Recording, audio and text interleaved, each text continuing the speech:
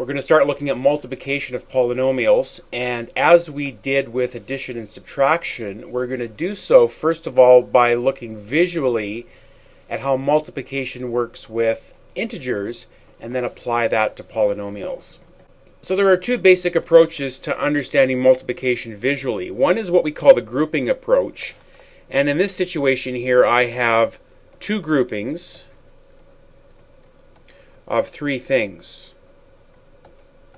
And if I want to know how many things there are, I can think of that as two groups, which is multiply by 3, two groups of 3 things, and I can see visually that I have 6 things. Okay, so the number of groupings times the number of items in the group is the total number of items. That's one way to visualize multiplication.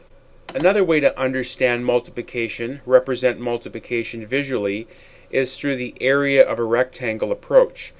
If I have a 2 by 3 rectangle, and what I've done down here in my picture is I've represented 2 units this way, my width, and 3 units this way, my length.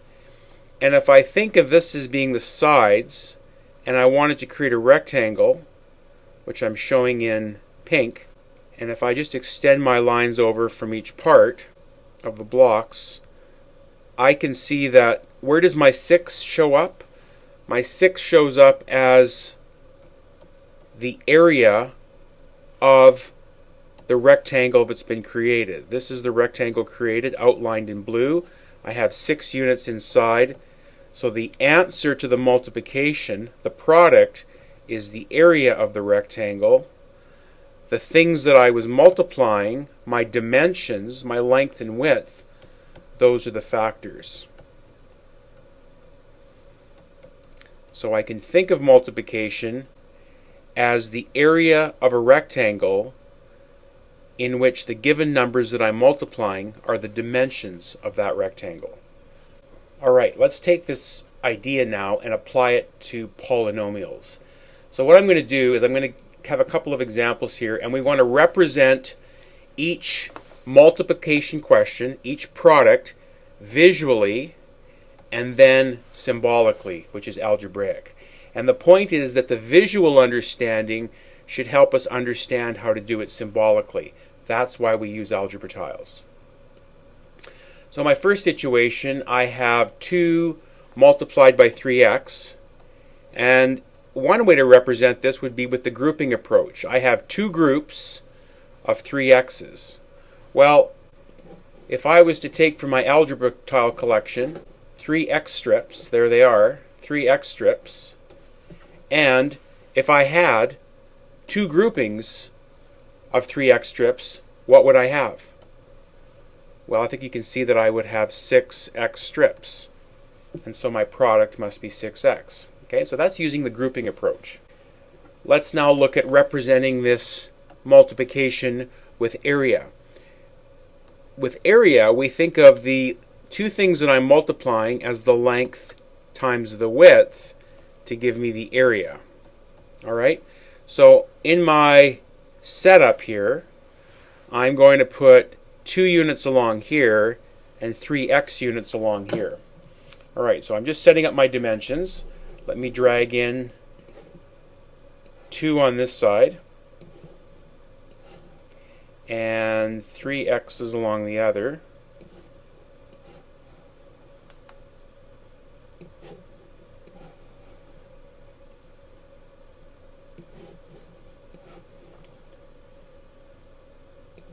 And then where is my rectangle? My rectangle is inside the black bars, right like so.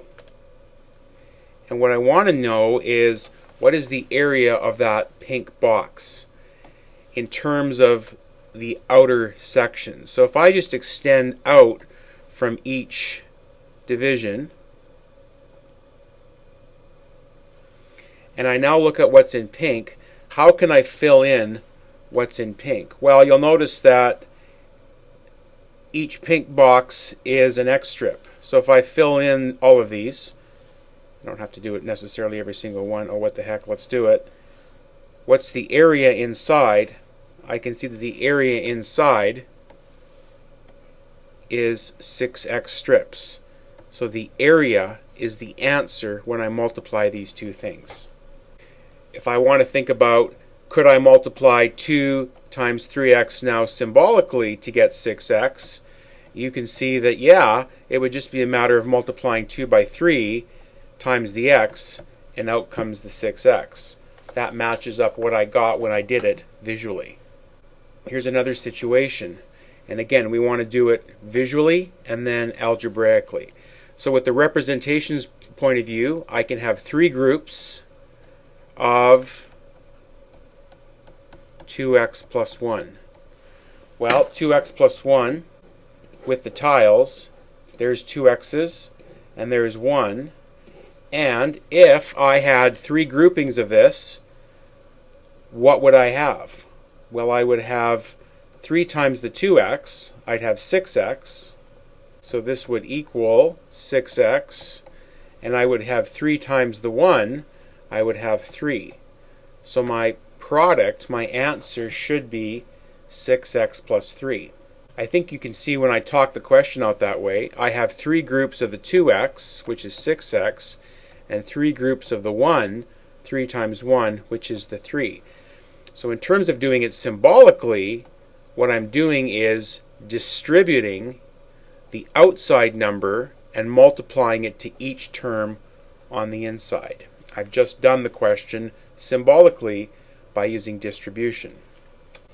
So finally, let's represent this problem with the area model. The two things that I'm multiplying are the length times the width. So my length is 3.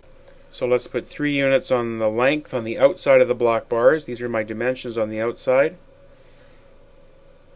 And along here, I have to put 2 x strips.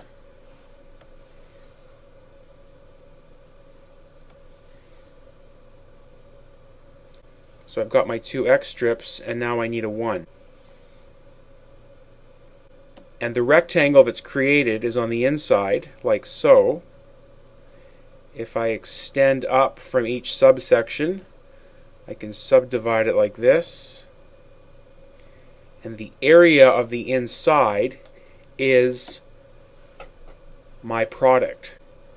I can see inside I have 6 x strips and 3 1 strips.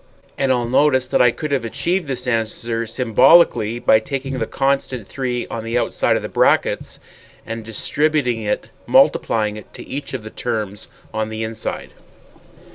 Alright, just to wrap up, let's just do a couple of questions symbolically. And so I'm multiplying this by this, and to do this symbolically, I know that I can simply distribute the outside constant to each term.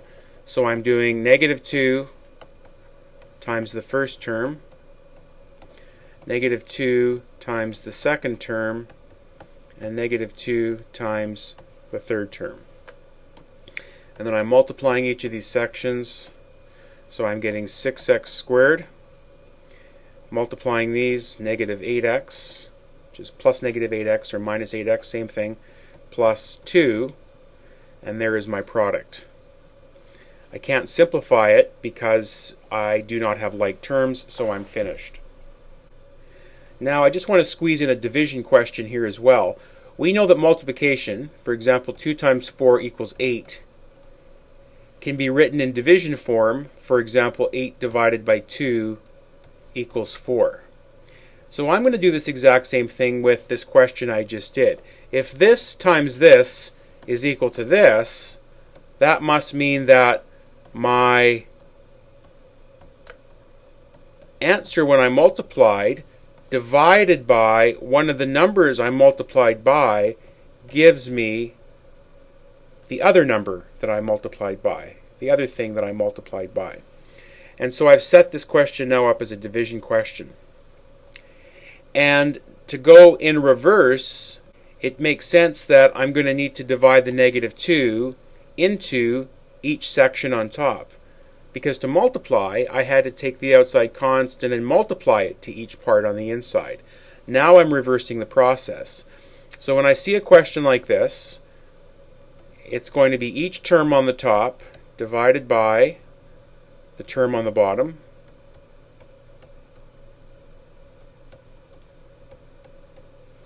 If I divide each part, 6 divided by negative 2 is negative 3x squared. Two negatives will become positive, plus 4x. And 2 divided by negative 2 is negative 1.